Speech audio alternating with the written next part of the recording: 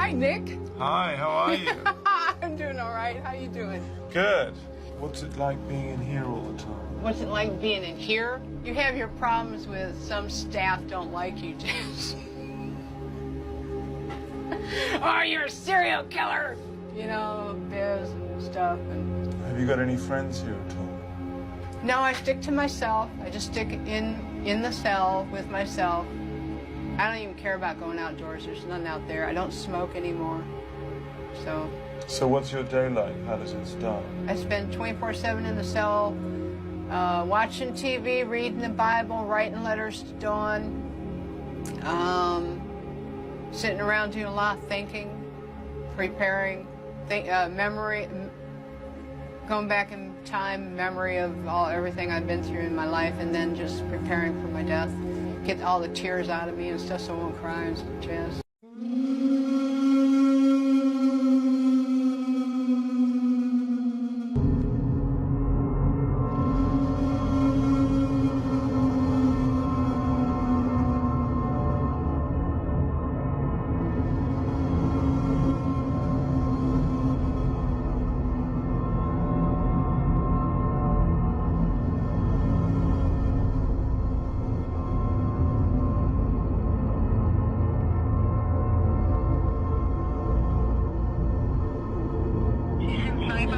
Yeah, she's crying. She's inside by herself.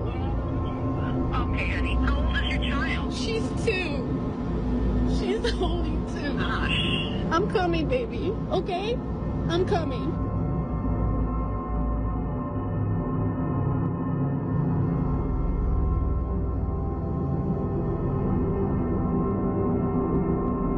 I blew up my wife with dynamite because she cheated on me. I am Sergeant John Joe Winter, and I blew up my wife with dynamite because she cheated on me. At least she no longer exists on this earth, and she can no longer deceive me.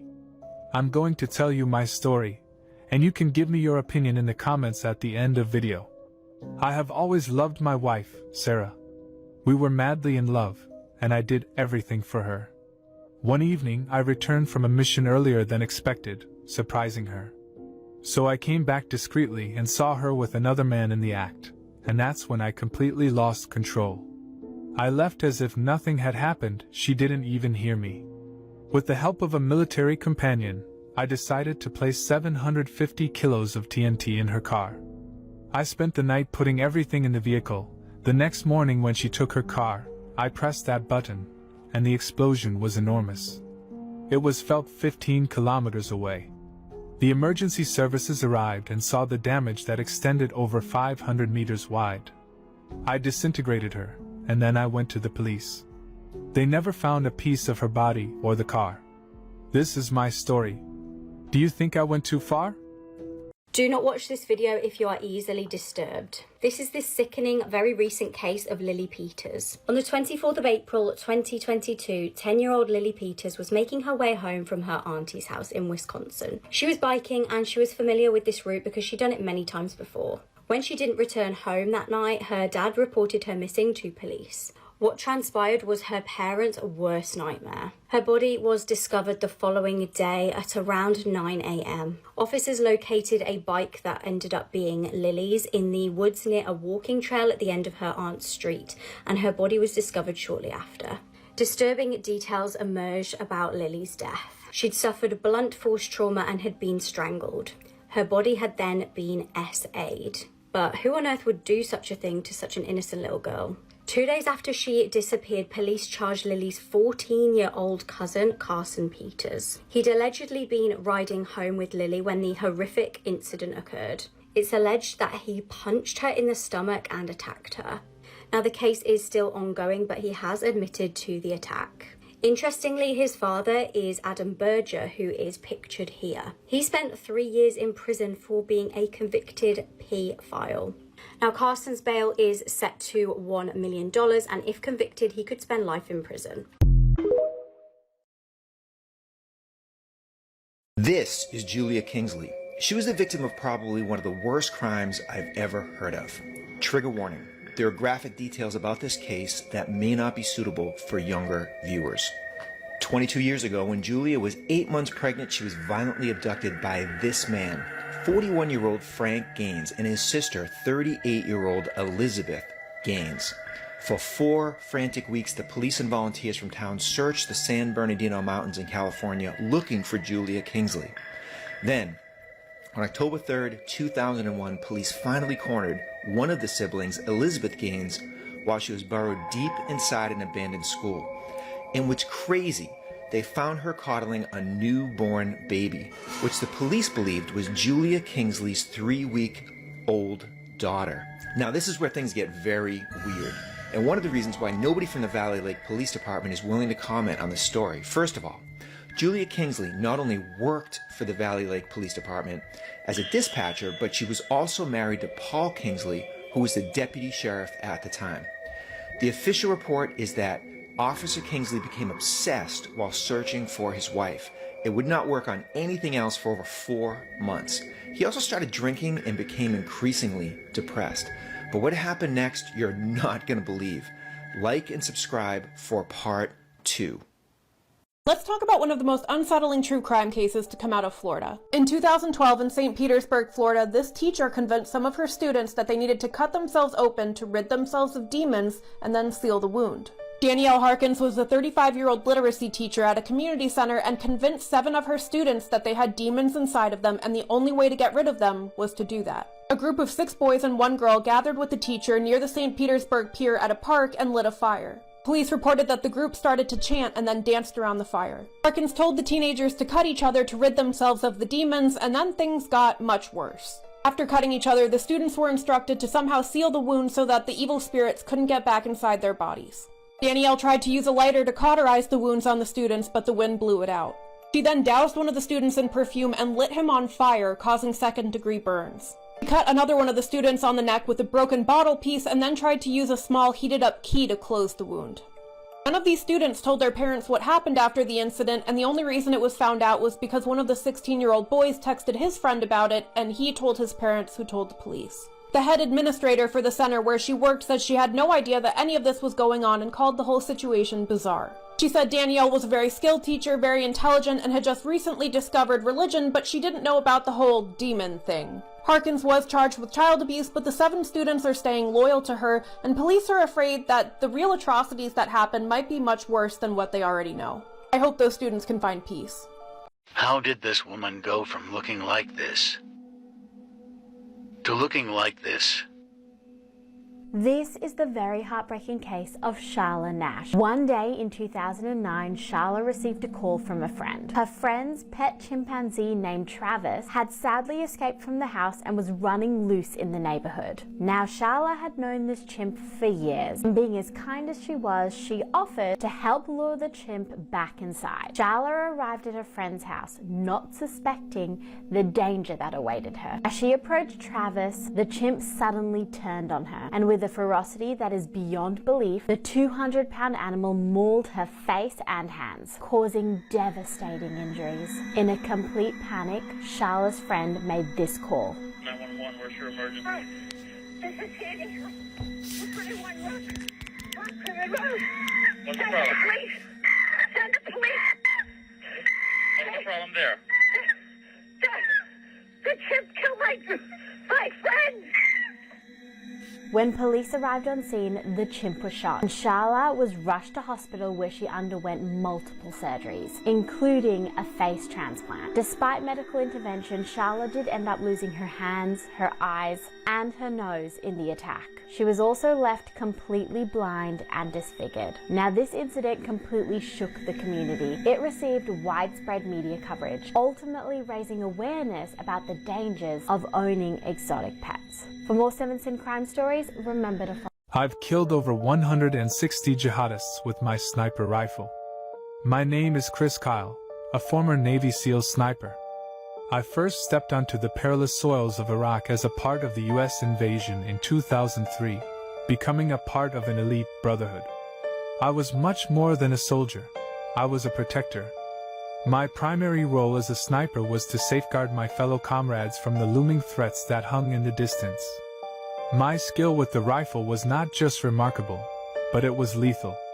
It didn't take long for the enemy to recognize me, and the Iraqi insurgents soon bestowed upon me a name that echoed fear and respect. They called me the Legend.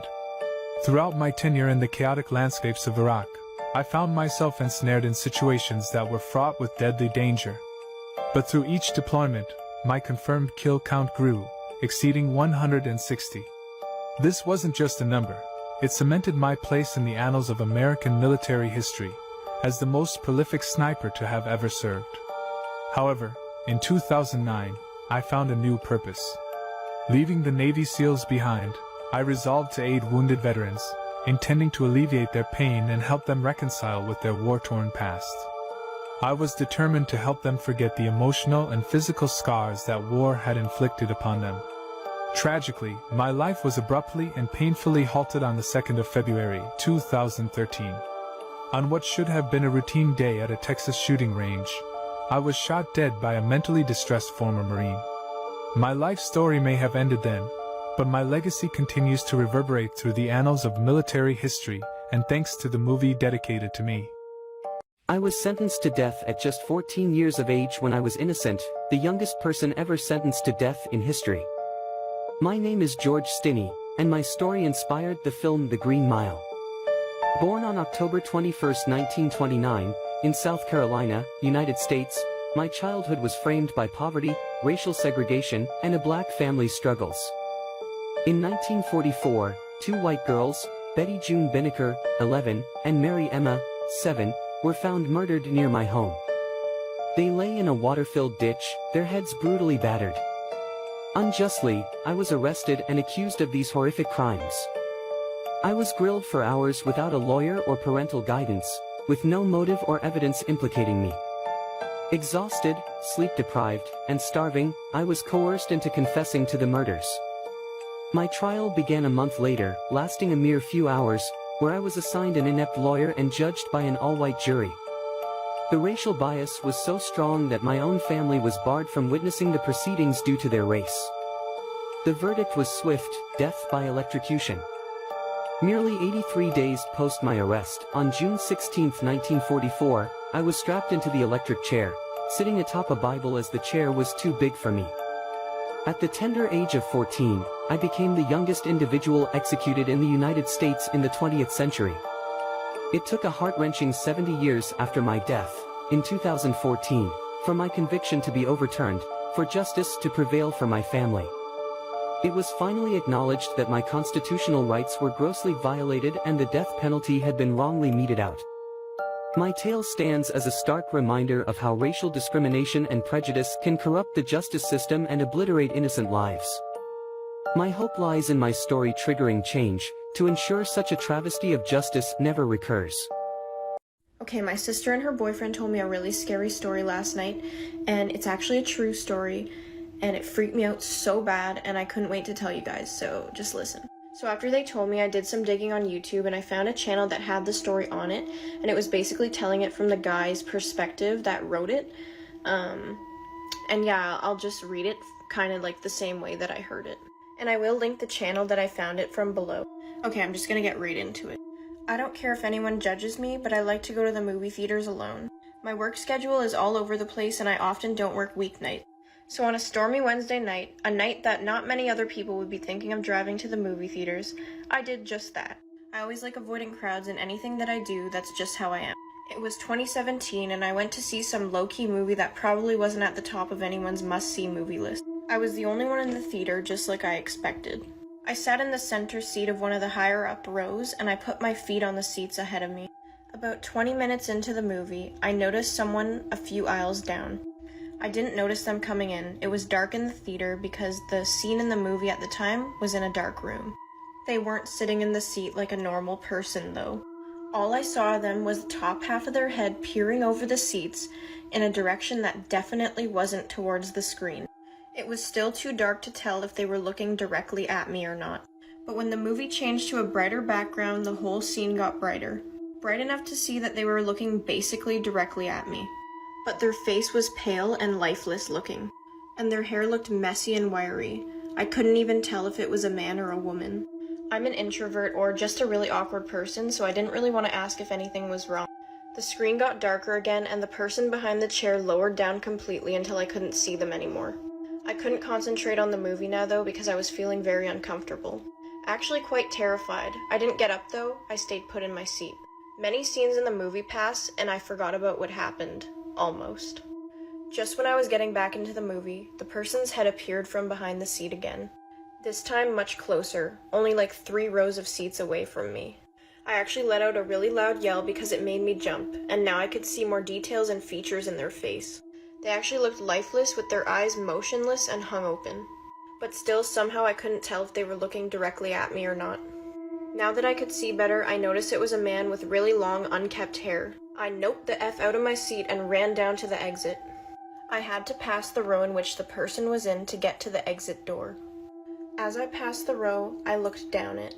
And while I expected to see the rest of the person's body sitting hunched behind the seats, what I saw was something you would see out of a nightmare. There was a guy basically laying on the floor, holding up a severed head perched on a stick. I'm running out of time, so come back for part 2 to hear the rest. This video is one reason why you need to make sure you are so hyper-vigilant. This woman and her son were just trying to get inside the house, and look what her Ring camera caught.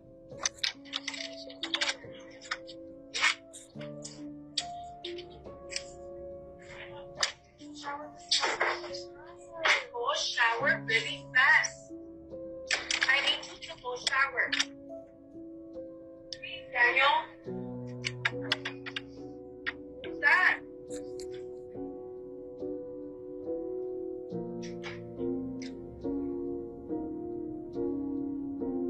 Who is that? Get out of here!